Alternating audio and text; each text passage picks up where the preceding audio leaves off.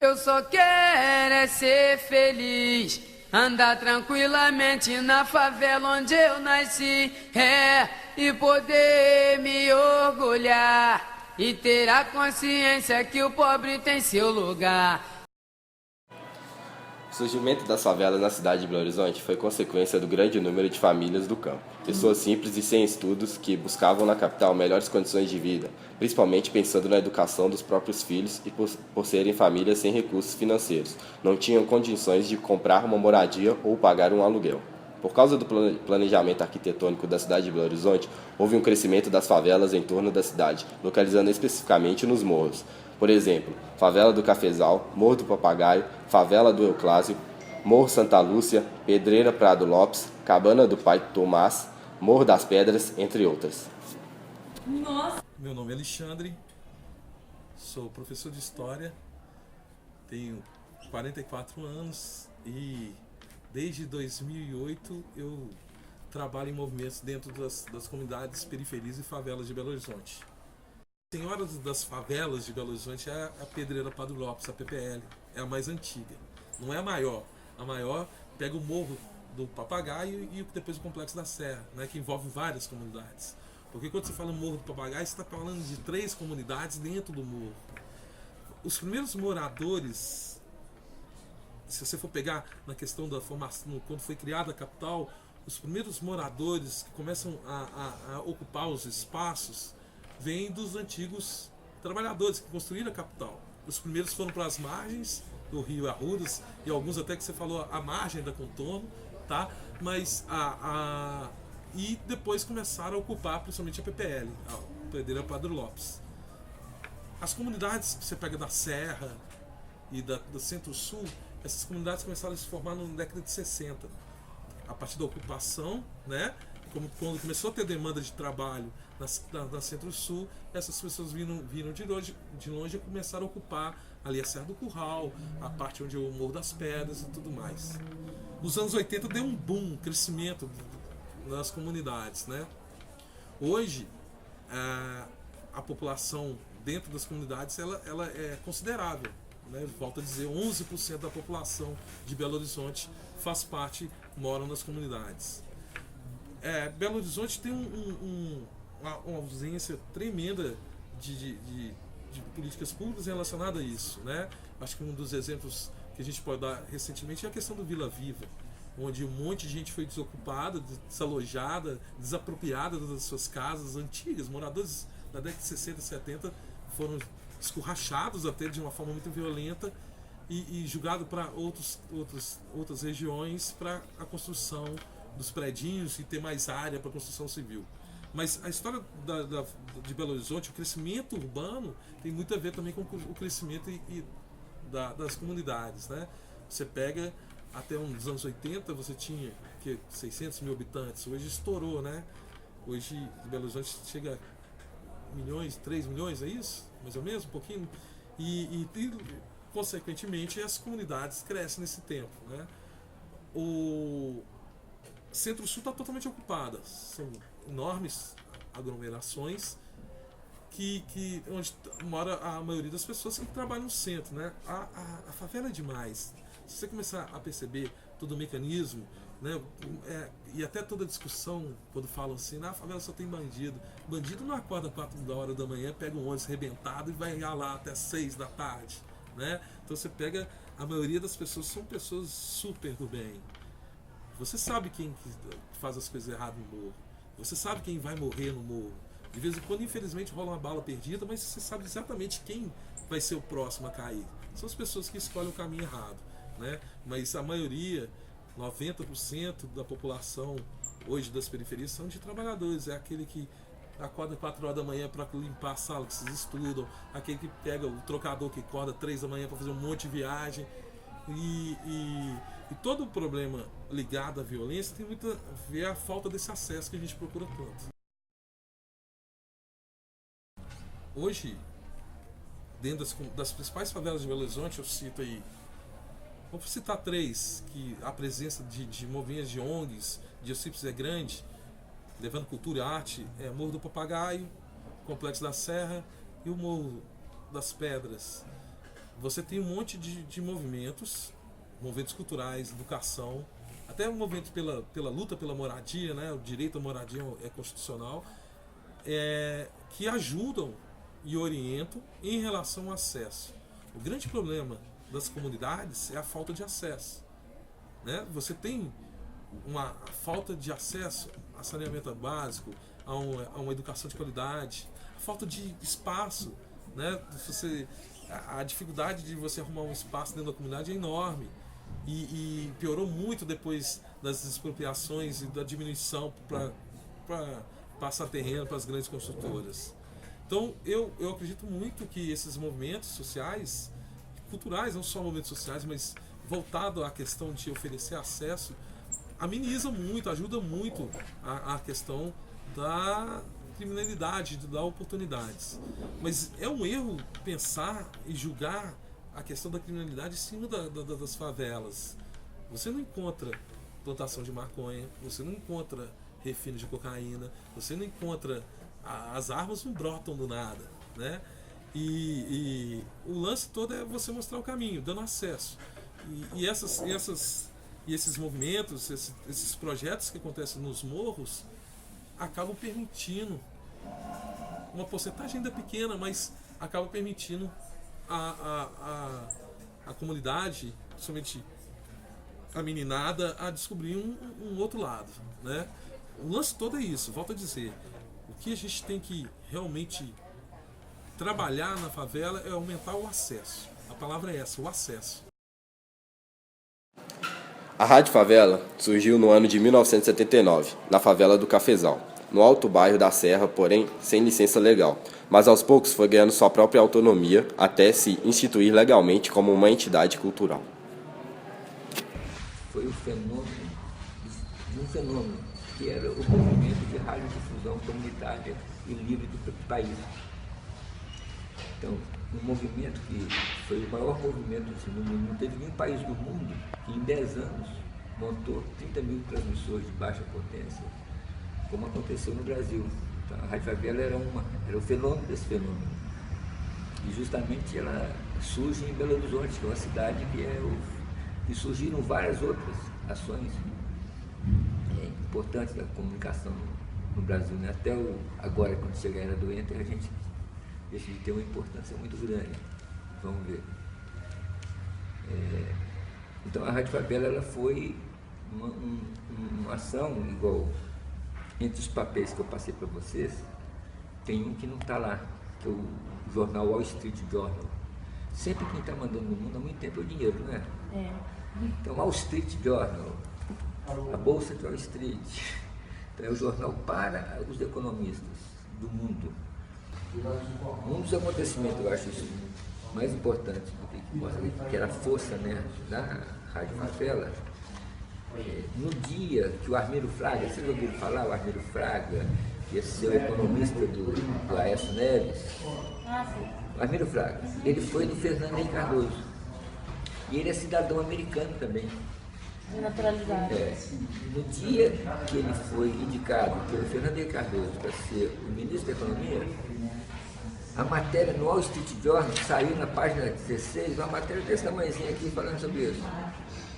Nesse mesmo dia, sobre a Rádio Favela, essa aqui é a primeira página do Wall Street Journal. Essa coluna toda aqui é sobre a Rádio Favela.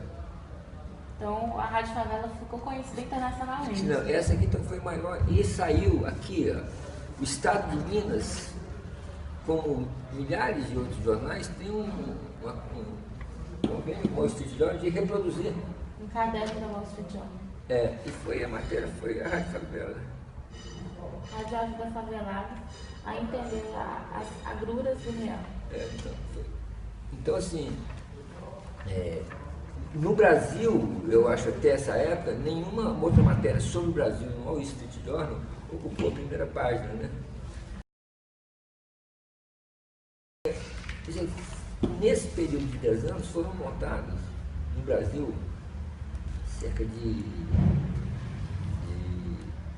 30 mil transmissores de baixa potência. A Rádio Favela não é uma dessas, a Rádio Favela montou antes. A Rádio Favela deve estar agora com seus 30 e tantos anos. Ela foi criada quando? Em 71, eu acho. Assim, eu não sei a data exata da criação dela, mas ela foi a Pioneira. não foi, ela é pioneira, é a rádio mais antiga que está em execução até hoje, das rádios comunitárias, das rádios de baixa livres, das rádios populares. Inclusive hoje a Rádio Favela se coloca muito como uma rádio popular brasileira comercial. Não sei se vocês ouvem, até ela fala que é autêntica, né? Eu vi no site da Favela. Autêntica. Ela fala que é autêntica. Então, assim, a Rádio Favela foi o fenômeno desse fenômeno que eram os movimentos de radiodifusão comunitária. Agora, o principal, eu acho, da Rádio Favela, o principal foi a mudança no movimento, porque além dela começar a fazer rede, as pessoas não faziam, começar o que? Por exemplo, está dentro da favela, né, e mandando bala.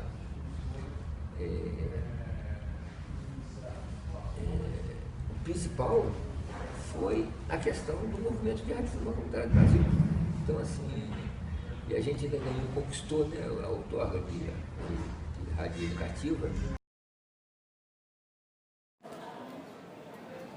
O programa Vila Viva foi iniciado em 2005, no alojamento da Serra, na região sul de Belo Horizonte, consolidou-se como referência internacional em urbanismo.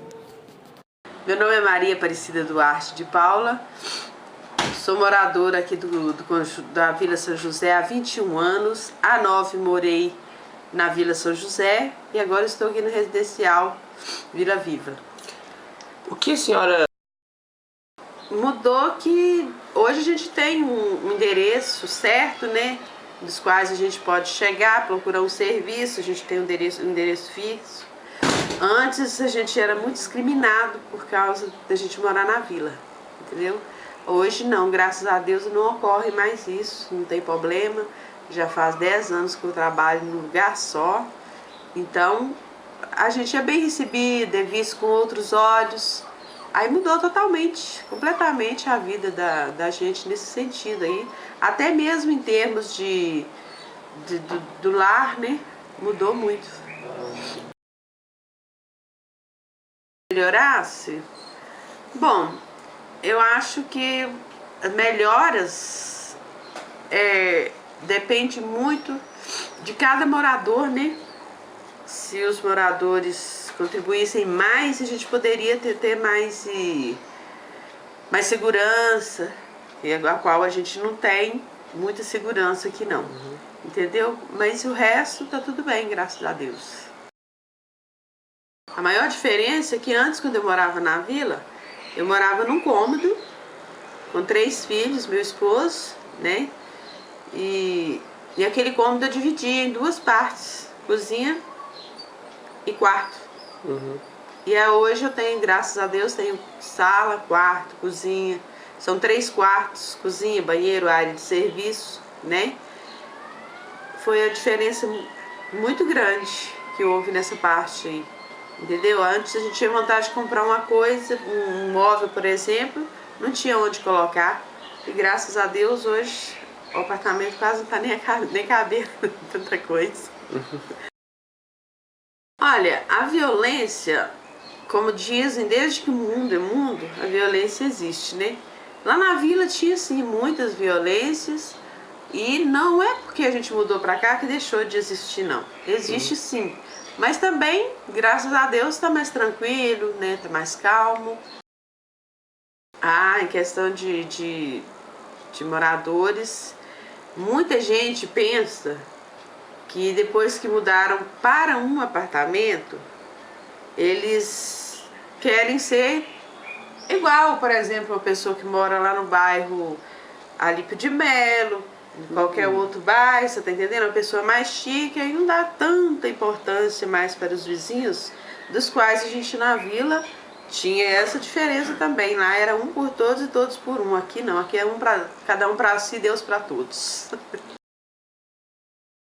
Os condomínios fechados são adquiridos por pessoas com condições financeiras altas, pois elas pagam pela segurança, lazer, conforto e privacidade. No entanto, podem ocorrer furtos, não podendo se afirmar que a segurança dos condomínios é 100%. Meu nome é Maria Lúcia Batista, tenho 56 anos. Há aproximadamente 13 anos tenho a casa lá no condomínio, no Campo das Águas. Já praticamente vivi lá por um tempo, mas agora é mais uma casa mesmo de fim de semana. A gente já há muitos anos sempre teve um sítio, um lugar assim, para final de semana. E eu já conhecia o condomínio, já conhecia a cidade desde a minha juventude e tinha uma amiga de muitos anos que já tinha uma casa lá. E como na época os meninos já estavam no final da adolescência, a gente estava procurando um lugar que tivesse uma estrutura que fosse mais atrativa para eles, né? E lá no Campo das Águas tem o clube, tem a facilidade da internet no clube, piscina, quadra e a questão da segurança, porque onde a gente tinha o sítio, acabou que ficou um lugar meio perigoso, entre aspas, tinha que manter um caseiro, alguém para tomar conta, e o que mais atraiu a gente na época foi mesmo a questão da segurança.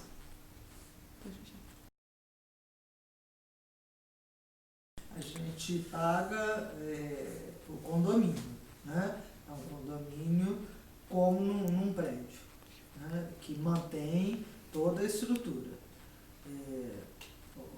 O clube funcionando, os funcionários, a segurança, que a segurança passa a noite inteira, passa durante o dia também, mas à noite eles passam, eu não vou saber te falar, acho que é de hora em hora, eles passam de moto,